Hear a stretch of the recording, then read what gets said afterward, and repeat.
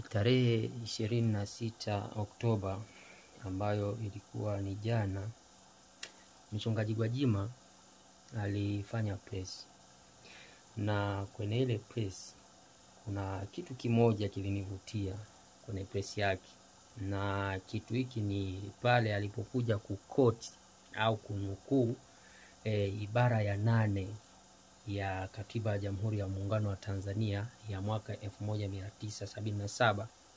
Hebu msikilize. Kwa mujibu wa Katiba ya Jamhuri ya Muungano wa Tanzania, Katiba ya mwaka 1977 ibara yake ya 8(1)(a) inasema mamlaka na madaraka ya serikali ya Jamhuri ya Muungano yatatokana na wananchi, na serikali itapata madaraka yake kutoka kwa wananchi kwa mujibu wa katiba.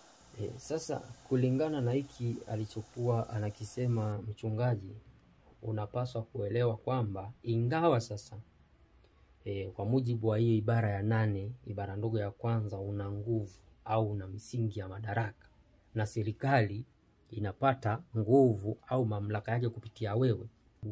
Ukirudi kusoma ibara ya 7 ibara ndogo ya pili ya katiba hii inasema kwamba masharti ya sehemu hii ya sura hii ambayo ni sura ya pili hayatatiliwa nguvu ya kisheria na mahakama yoyote, na hakuna mahakama yoyote nchini itakuwa na uwezo wa kuamua juu ya suala kama kutenda au kukosa kutenda jambo kwa mtu. Kwa hiyo hapa tunaona kwamba ibara ya 8 ibara ndogo ya kwanza inakupa nguvu we mwananchi ya nini? Ya mamlaka. Lakini hayo mamlaka umepewa na mkono wa kushoto. Unaona? Umepewa na mkono wa nini? Mkono wa kushoto. Lakini mkono wa kulia sasa, ambao ndo ibara ya 7 ibara ndogo ya pili, inakupokonya nguvu hiyo, kwamba sasa hata kama utaamua kuiwajibisha serikali, hakuna sehemu yoyote unaweza ukafanya nini? Ukapeleka malalamiko yako, kwa sababu mahakama zimefungwa nini? Zimefungwa mikono. Kwa hiyo umepewa haki kwa mkono mmoja, lakini pia tambua kwamba mkono wa pili wanakuja kukupokonya.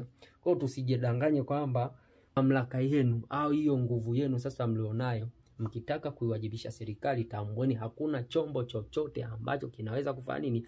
Kuyapa nguvu. Na tunajua kwamba Tanzania chombo pekee ambacho kinatafsiri sheria na kutenda haki ni mahakama. Sasa kama mahakama imepewa au mahakama imezuiwa kwamba haiwezi kuyapa masharti yaliyowekwa kwenye sura ya pili ya katiba nguvu ya kisheria, sasa wewe unafikiri hiyo nguvu ambayo unayo wewe sasa inakuwa na kazi gani?